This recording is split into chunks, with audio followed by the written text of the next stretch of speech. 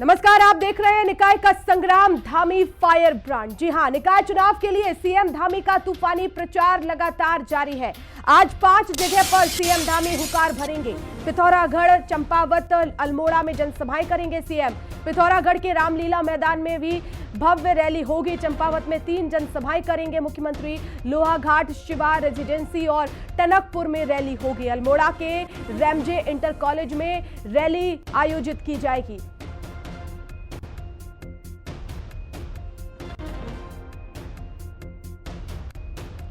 तो निकाय चुनाव को लेकर भारतीय जनता पार्टी पूरी तरह से अलर्ट मोड पर और सीएम पुष्कर सिंह धामी ने खुद इसकी कमान संभाल ली है। आज 5 जगहों पर हुकार भरते हुए नजर आएंगे। पिथौरागढ़, चंपावत, अल्मोड़ा में जनसभाएं करेंगे सीएम पुष्कर सिंह धामी। ज्यादा जानकारी के लिए मेरी सहयोगी शुभांगी भट्ट देहरादून से लाइव जुड़ गई हैं। शुभांगी, सीएम पुष्कर सिंह धामी ने खुद निकाय चुनाव की जो है कमान संभाल ली है, लेकिन जिन 5 जगहों पर जाने वाले हैं वहां पर आखिर बीजेपी की क्या स्थिति है, कितना असर होगा सीएम के पहुंचने से? बिल्कुल, देखिए, मुख्यमंत्री लगातार जो है निकाय चुनाव के लिए प्रचार प्रसार करते हुए नजर आ रहे हैं और खुद उन्होंने इसकी बागडोर संभाली है। हम देख रहे हैं कि हर दिन वो कहीं ना कहीं जिलों में जाकर अपने प्रत्याशियों के लिए प्रचार प्रसार कर रहे हैं। आज 5 जगहों पर उनकी जनसभाओं का आयोजन जो है वो होना है और उसमें मुख्यमंत्री शिरकत करने जा रहे हैं। इसमें पिथौरागढ़ मुख्यमंत्री जाएंगे, चंपावत जाएंगे और अल्मोड़ा जाएंगे। और ऐसे में सबसे पहले मुख्यमंत्री जो है पिथौरागढ़ पहुंचने जा रहे हैं, जहां पर जनसभा का आयोजन किया गया है। उसमें मुख्यमंत्री अपनी सरकार की योजनाएं गिनाते हुए नजर आएंगे, संकल्प पत्र की बात करते हुए नजर आएंगे कि अगर उनका प्रत्याशी विजय होकर आता है तो किस तरीके से उनके क्षेत्र में काम होगा, और इसके साथ साथ कांग्रेस पर भी निशाना साधते हुए नजर आएंगे। इसके बाद चंपावत, लोहाघाट जो है वो जाएंगे, वहां पर जनसभा का आयोजन किया गया है। इसके बाद देखिए अल्मोड़ा भी वो जाने वाले हैं, अल्मोड़ा में भी जनसभा का आयोजन किया गया है। रोड शोज भी आज होने हैं। रोड शो में भी बड़ी संख्या में मुख्यमंत्री के साथ तमाम बड़ी संख्या में जो है कार्यकर्ता भी जुड़ेंगे और जनता भी जुड़ने जा रही है। तो ऐसे में हम कह सकते हैं कि क्योंकि अब बहुत कम समय रह गया है और ऐसे में जब सूबे के मुख्यमंत्री, सूबे के मुखिया जो है वो खुद इसकी कमान संभाले हुए हैं, तो कहीं ना कहीं इसका प्रभाव जो है वो जरूर पड़ता है। और अगर हम बात करें इन तमाम जगहों की, चाहे वो अल्मोड़ा हो, पिथौरागढ़ हो, चंपावत हो, तमाम जगहों पर मुख्यमंत्री के दौरे इसीलिए लगाए जा रहे हैं क्योंकि भारतीय जनता पार्टी जिस तरीके से ये बार बार आश्वस्त है कि इस बार हम बहुमत के साथ जीतने जा रहे हैं, तो कहीं ना कहीं मुख्यमंत्री का उसमें एक बड़ा योगदान रहेगा। क्योंकि जब भी चुनाव होते हैं और जब भी मुख्यमंत्री कहीं जाते हैं तो उसका असर जो है वो जरूर देखने को मिलता है। ऐसे में आज चाहे वो पिथौरागढ़ हो, चाहे अल्मोड़ा हो, चाहे चंपावत हो, आज तमाम प्रत्याशियों के लिए मुख्यमंत्री प्रचार प्रसार करने जा रहे हैं और इसका क्या कुछ असर होगा ये आने वाले वक्त में देखने को मिलेगा। और शुभांगी, सीएम पुष्कर सिंह धामी तो यहाँ पर प्रचार प्रसार कर ही रहे हैं, लेकिन कांग्रेस की अभी क्या स्थिति है? इन सभी जगहों पर अभी तक कौन कौन से बड़े नेता प्रचार के लिए पहुंचे और जो बीजेपी दावे कर रही है, क्या उनको कांग्रेस झुठला पाएगी? कांग्रेस की क्या तैयारियां हैं?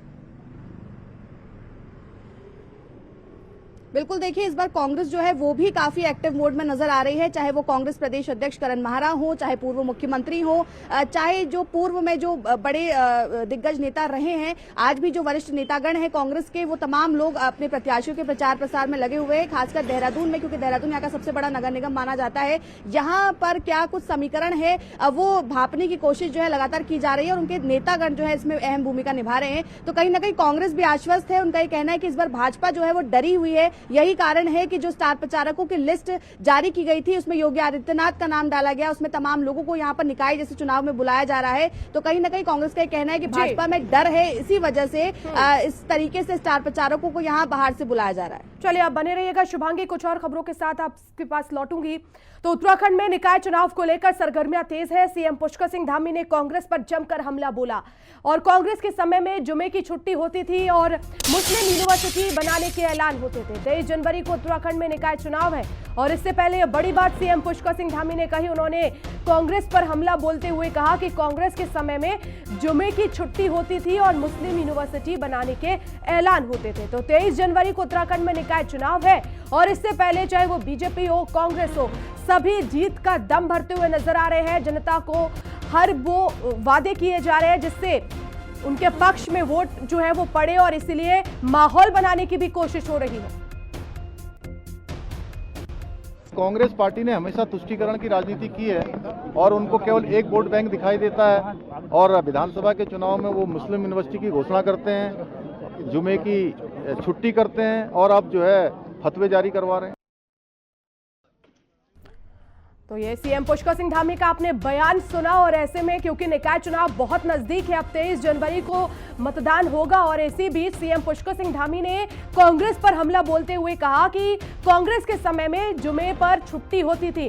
शुभांगी, क्या मायने निकाले जाए इस बयान के? आखिर कांग्रेस के समय जुमे पर छुट्टी होती थी, क्या इस तरह से बयान देकर जो हिंदू वोट बैंक है वो पक्का करने की कोशिश हो रही है, जो कोर वोट बैंक है भारतीय जनता पार्टी का?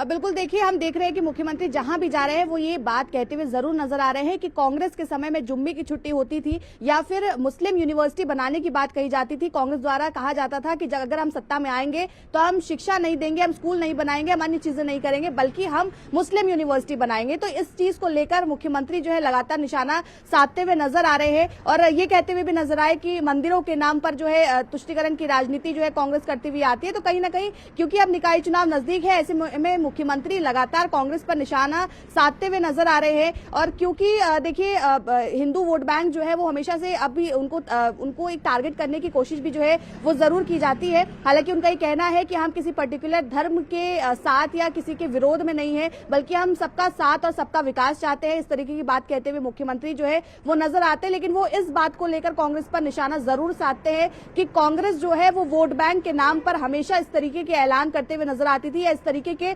बयानबाजी करती हुई नजर आती थी कि अगर हम सत्ता में आएंगे तो हम मुस्लिम यूनिवर्सिटी बनाएंगे, हम जुम्मे की छुट्टी रखेंगे, या ये कहती हुई नजर नहीं आती थी कि हम प्रदेश के विकास के लिए, शिक्षा के लिए बेहतरी से काम करेंगे, हम अस्पताल लाएंगे। तो इन तमाम चीजों को लेकर जो है मुख्यमंत्री लगातार कांग्रेस पर निशाना साध रहे हैं और सिर्फ मुख्यमंत्री नहीं बल्कि कांग्रेस की तरफ से भी कई सारे रिएक्शन जो है निकलकर सामने आ रहे हैं। और निकाय चुनाव से ठीक पहले वोट बैंक के लिए हम कहें या फिर जिस तरीके से हिंदू मुस्लिम की बातें लाकर जो बयानबाजी लगातार कांग्रेस और भाजपा में चल रही है, कहीं ना कहीं ये वोट बटोरने के लिए भी है और कहीं ना कहीं एक धर्म विशेष को टारगेट करने की भी कई बार कोशिश। लेकिन इस बयान को जोड़ते हुए शुभांगी, अगर हम पिछले कुछ घटनाक्रमों की बात करें तो सीएम पुष्कर सिंह धामी की तरफ से लगातार इस तरह के बयान दिए गए हैं और साथ ही साथ चाहे हम यूसीसी की बात कर ले, वेरिफिकेशन अभियान की बात कर ले, और यह भी कहा गया है कि बाहरी लोग जो है आकर यहां पर माहौल बिगाड़ रहे हैं, साफ तौर पर इशारा किया गया था।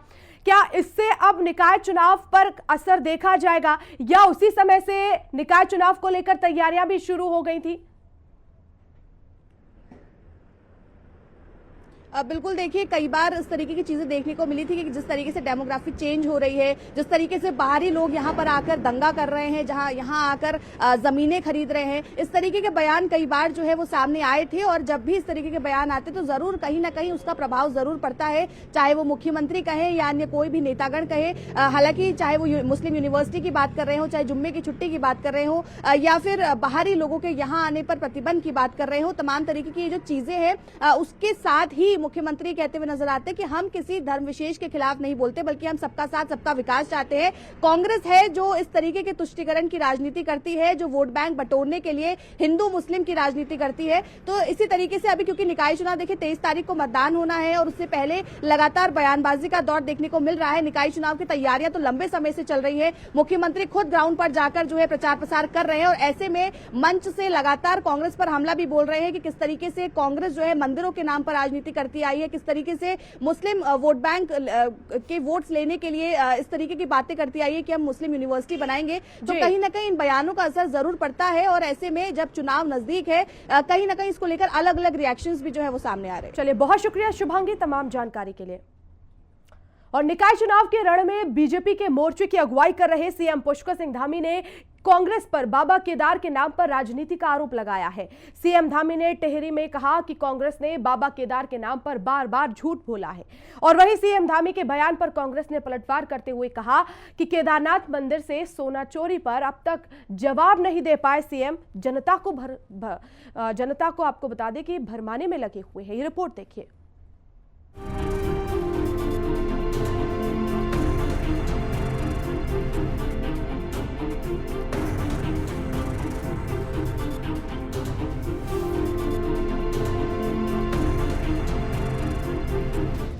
टिहरी में कांग्रेस पर बरसे मुख्यमंत्री धामी। बाबा केदार के नाम पर झूठ की राजनीति। निकाय चुनाव के रण में सीएम का करारा प्रहार। कांग्रेस बोली सोना चोरी का सवाल बरकरार। निकाय चुनाव के संग्राम में बीजेपी कांग्रेस आमने सामने हैं। वहीं बीजेपी के मोर्चे की कमान संभाले सीएम पुष्कर सिंह धामी अपने तरकश से कांग्रेस पर एक के बाद एक शब्दबाण छोड़ रहे हैं। मुख्यमंत्री ने टिहरी नगर पालिका में बीजेपी के अध्यक्ष पद प्रत्याशी के समर्थन में आयोजित जनसभा में कांग्रेस पर जमकर निशाना साधा।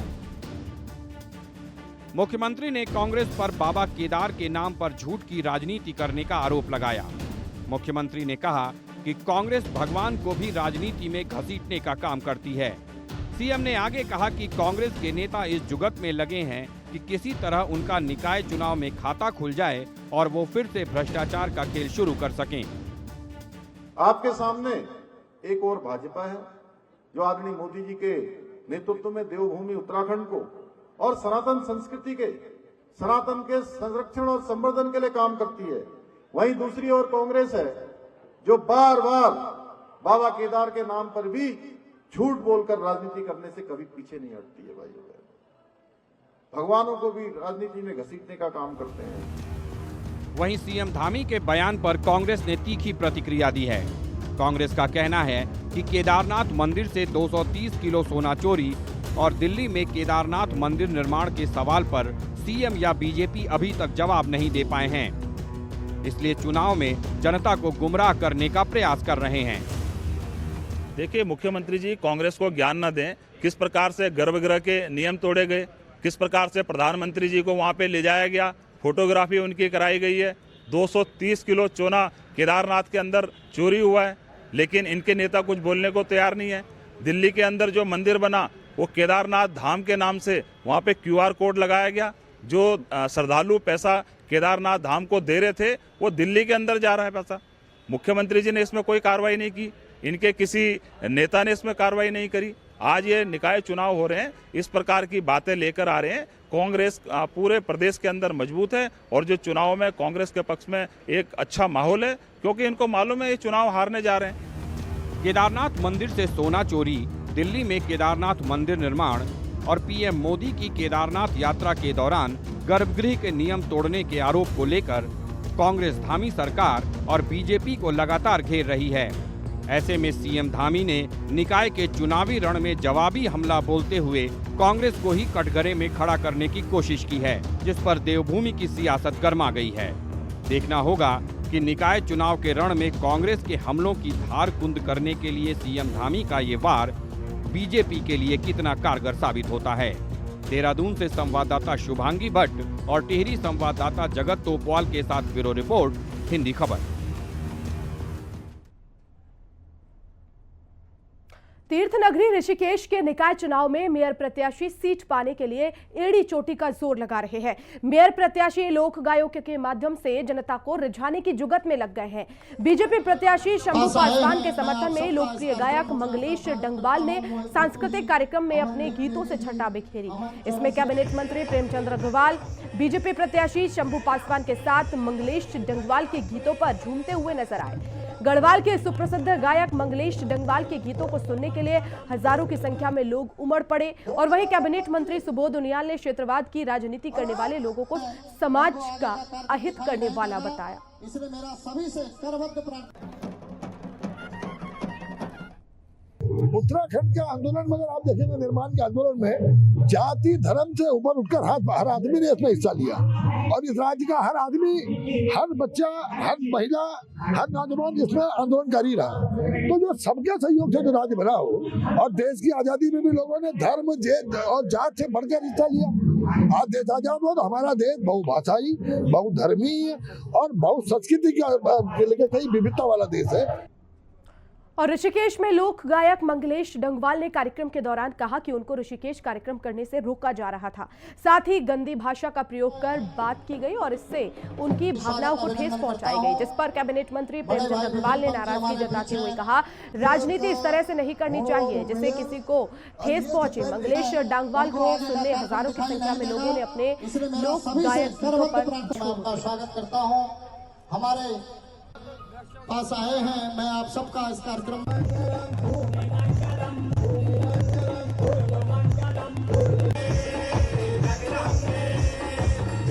ऐसा मान के चलता हूं कि जिस प्रकार से लोग लोगों ने यहाँ रवैया अपनाया तो मेरे उत्तराखंड की संस्कृति तो कम से कम नहीं है। और यदि आप चुनाव लड़ने वाले लोग हैं या लड़वाने वाले लोग हैं, अभी से जब आपका ये हाल है, कल फिर क्या करेंगे तो ये तो जनता तय करेगी। और मैं तो एक ही बात जानता हूँ कि उत्तराखंड की संस्कृति बहुत सभ्य संस्कृति है। उत्तराखंड की संस्कृति मेरे इस प्रदेश के लिए नहीं, पूरे देश की यदि मैं बात करूं तो सर्वोच्च संस्कृति कहीं की मानी जाती है तो मेरे उत्तराखंड की मानी जाती है। मुझे बड़ा दुख है कि जिन लोगों के पास अनावश्यक काम था, तो गालियां भी मुझे दो ना, मुझे तो सब स्वीकार है क्योंकि मैं सनातनी हूँ और मेरा हृदय अंदर से एक महात्मा का रूप है। माँ बहनों का स्वागत और सम्मान की सेवा करना, उनके चरणों का वंदन करना। बड़े बड़े वेद व्यास जो है देवताओं की पूजा करते हैं, मैं अपनी मातृ शक्ति में ही सुरकंडा, चामुंडा, चंद्रबन्नी, यत्र नारीस्तु पूजनते का रूप देखता हूँ और हर पुरुष को मैं भगवान राम की तरह मानता हूँ। लेकिन अगर मुझको किसी ने विभीषण देखा है तो मैं राम के साथ हूँ। और खबर विकासनगर से है, जहां निकाय चुनाव में अपना परचम लहराने के लिए पार्टी दिग्गजों ने अब विभिन्न समाज और समुदाय में अपना वोट बैंक साधना शुरू कर दिया है। इसी क्रम में सूबे के शहरी विकास मंत्री प्रेमचंद अग्रवाल ने पार्टी प्रत्याशियों के पक्ष में सेलाकोई और हरबर्टपुर में बैठकों में हिस्सा लिया। हरबर्टपुर पहुंच वैश्य समाज की बैठक में उन्होंने निकाय चुनाव में एकजुट होकर बीजेपी के पक्ष में मतदान करने की अपील की और इस दौरान उन्होंने मीडिया से बात करते हुए कहा कि प्रदेश के निकायों में बीजेपी के प्रत्याशी प्रचंड बहुमत से जीत दर्ज कर ट्रिपल इंजन की सरकार बनाने जा रहे हैं।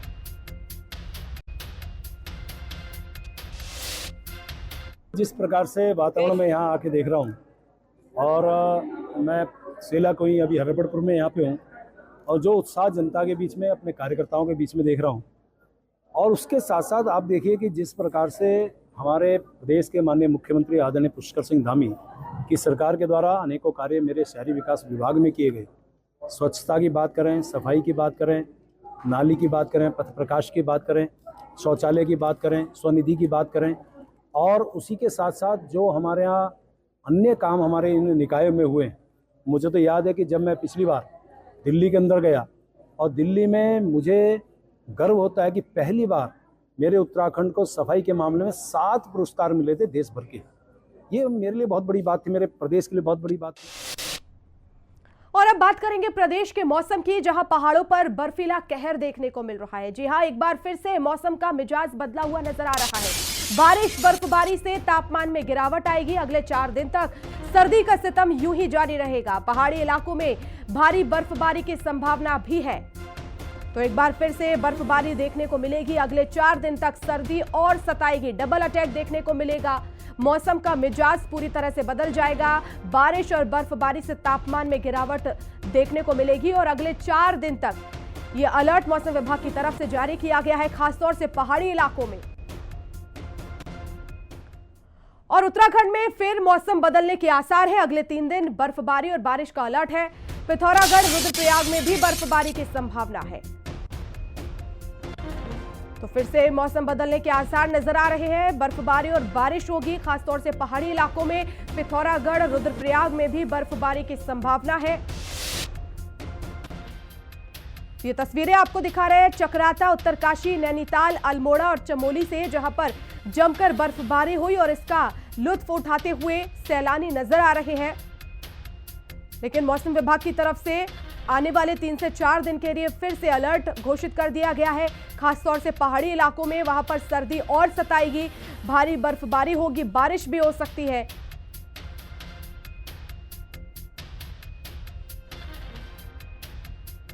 तो चाहे पिथौरागढ़ हो, रुद्रप्रयाग हो, सभी जगह बर्फबारी की संभावना नजर आ रही है। चकराता की तस्वीरें देखिए आप, बर्फबारी का नजारा, सफेद चादर नजर आ रही है। उत्तरकाशी, नैनीताल, चमोली और अल्मोड़ा में भी बर्फबारी हो रही है। ये तस्वीरें हम आपको दिखा रहे हैं।